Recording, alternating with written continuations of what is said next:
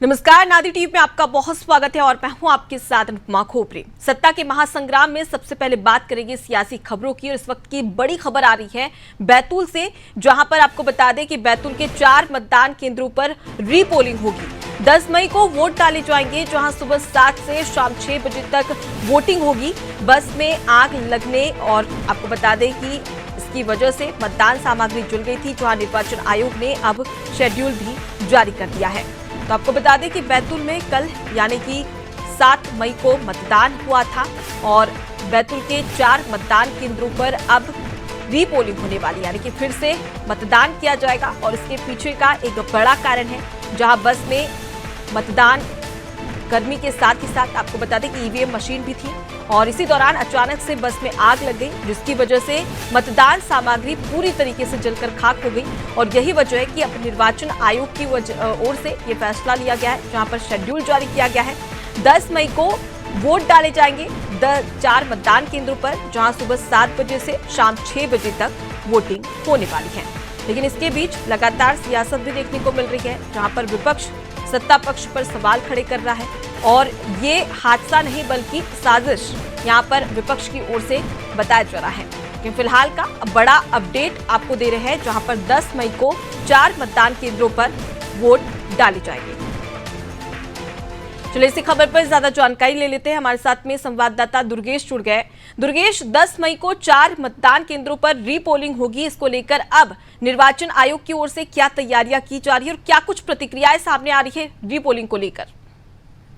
देखिए अनुपमा, कल देर रात का जो घटनाक्रम था बैतूल संसदीय क्षेत्र में, जो मतदान हुआ था और मतदान कर्मी जो बस से आ रहे थे वापस स्ट्रांग रूम ईवीएम और मतपेटियां जमा करने, उसी दौरान एक बस का हादसा हुआ था। बस में आग लग जाने के कारण उसमें जिस बस में 6 मतदान केंद्र के मतकर्मी सवार थे, उनमें से 4 ईवीएम जलने की पुष्टि कलेक्टर बैतूल द्वारा की गई थी। लेकिन उसके बाद जिस तरीके से कलेक्टर ने निर्वाचन आयोग को पत्र लिखकर के पूरे घटनाक्रम की जानकारी बताई, उसके बाद निर्वाचन पदाधिकारी ने निर्वाचन आयोग को पत्र लिख करके पूरे घटनाक्रम से अवगत कराया। और निर्वाचन के पदाधिकारी जो अनुपम राजन है, उन्होंने सुबह ही बताया था, जब हमारी उनसे बात हुई, उन्होंने सुबह बताया था कि निर्वाचन आयोग को हमने रिपोर्ट भेज दी है। अब जब निर्वाचन आयोग का फैसला आएगा उसमें देखा जाएगा रिपोलिंग करानी है या नहीं। अब निर्वाचन आयोग ने इसका फैसला कर दिया। निर्वाचन आयोग ने एक पत्र लिख करके जारी किया है कि जो 4 मतदान केंद्र हैं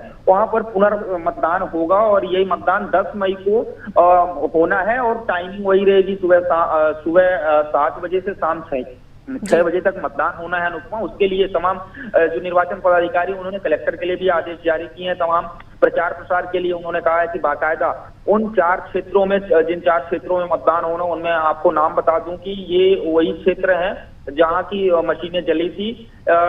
राजापुर, दूदर, कुंडा रहता, चिखलीमाल, ये 4 मतदान केंद्र हैं जहां पर शुक्रवार 10 मई को 7 बजे से 6 बजे तक मतदान होना है। उसके लिए 5:30 बजे से मॉक पोल की प्रक्रिया प्रारंभ होगी और मतदान दल और उसके सामग्री सही 9 मई को ही रवाना हो जाएंगे। और सबसे बड़ी बात यह है अनुपमा, जो पुनर्मतदान होगा, क्योंकि मतदाताओं ने अभी हाल ही में वोट दिया है, तो जो स्याही लगी थी मतदाताओं के हाथ में, अब अमिट स्याही लगाने के लिए मतदाताओं के बाएं हाथ की बीच वाली उंगली में मत स्याही लगाई जाएगी। उसके लिए बैतूल कलेक्टर को निर्वाचन पदाधिकारी द्वारा जो वहां पर प्रशिक्षण करेंगे, जो मतकर्मी हैं जिनकी ड्यूटी लगाई जाएगी, उनको प्रशिक्षण देने के लिए आदेश जारी किए गए। उसके साथ ही समस्त जो एजेंट होंगे, पोलिंग एजेंट होंगे और राजनीतिक दल के कार्यकर्ता होंगे, उनको भी आदेश जारी कर दिया गया है।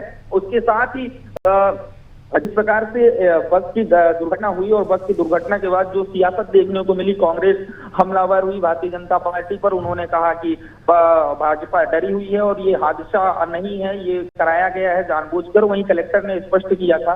बिल्कुल दुर्गेश, जिस प्रकार से आपने भी जिक्र किया और इससे पहले भी हम देख चुके हैं कि पूर्व मुख्यमंत्री दिग्विजय सिंह ईवीएम को लेकर सवाल भी खड़े कर चुके हैं और उसके बाद में विपक्ष अब इस हादसे को साजिश करार दे रहा है। ऐसे में क्या समझा जाए और निर्वाचन आयोग की ओर से, विपक्ष की ओर से जो सवाल उठाए जा रहे हैं, उसको लेकर क्या कोई प्रतिक्रिया सामने आई है? देखिए अनुपमा, जो प्रशासन की तरफ से जो बयान आए थे, प्रशासन का ये मानना था कि जो बस थी, बस के गियर बॉक्स से चिंगारी उठी थी और चिंगारी से आग लगी थी।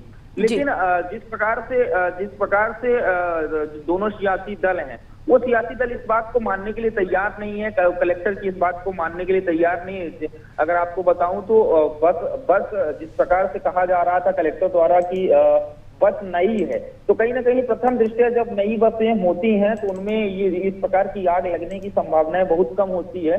अभी हादसा था कि जानबूझ करके किया गया था, लेकिन सियासी दल जो है वो हमलावर है। सियासी दल यही कह रहे हैं, बीजेपी का मानना है कि ये घटना हुई है और जानबूझ करके घटना नहीं कराई गई। तो वहीं कांग्रेस बीजेपी पर हमलावर होती हुई दिखाई दे रही है। कांग्रेस का मानना है कि वो हार रहे हैं, बौखलाए हुए हैं, इसीलिए ईवीएम मशीनें जलाई जा रही हैं। जी दुर्गेश, मैं आपसे ये भी जानना चाहूंगी क्योंकि 4 पोलिंग बूथों की बात हम यहाँ पर कर रहे हैं और देखिए जो मतदाता है, हमने देखा पहले और दूसरे चरण में मध्य प्रदेश में काफी कम वोटिंग प्रतिशत रहा था और इस बार तीसरे चरण में कोशिश की गई निर्वाचन आयोग की ओर से, पार्टियों के द्वारा और तमाम जो लोग हैं उनके द्वारा कि मतदाता ज्यादा से ज्यादा मतदान केंद्र तक आकर अपने मताधिकार का प्रयोग कर सकें।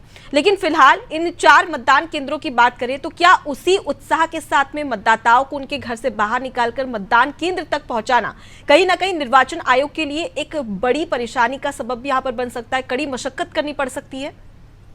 देखिए अनुपमा, जिस तरीके से हुई 2 चरणों के जब चुनाव संपन्न हुए तो उसके बाद तीसरे चरण के लिए निर्वाचन आयोग और जिला प्रशासन ने पूरी कमर कसी रखी थी। और जब तीसरे चरण के जो मत प्रतिशत फाइनल आंकड़े आए थे तो बैतूल हरदा लोकसभा सीट पर जो टोटल आंकड़े थे वो 75% मतदान के आंकड़े सामने आए थे। तो कहीं ना कहीं हम कह सकते हैं कि मतदाताओं में इस बार तीसरे चरण के चुनाव में एक उत्साह था। लेकिन जब इन 4 पोलिंग बूथों पर फिर से पुनर्मतदान होना है, उसके लिए निर्वाचन पदाधिकारी ने कलेक्टर को निर्देशित किए हैं और आदेश दिया है। उसके साथ ही जो तमाम प्रशासनिक नुमाइंदा है, प्रशासनिक अमला है, वो लगातार घर घर जाकर के डुग्गी पिटवाएंगे, प्रचार प्रसार करेंगे और लोगों को बताएंगे कि जो आपने मतदान किया था, ईवीएम जल गई है, इसके लिए पुनः से मतदान कराया जाएगा। उसके लिए पूरे प्रशासन पूरी तरीके से जुट गया है, आज से पूरी तैयारियों में जुट गया है और तमाम जो प्रचार प्रसार हैं मतदान करने को लेकर के, जिस प्रकार से हमने देखे कई नवाचार हुए मतदान प्रतिशत बढ़ाने को लेकर के, उसी कड़ी में बैतूल की इन 4 मतदान केंद्र में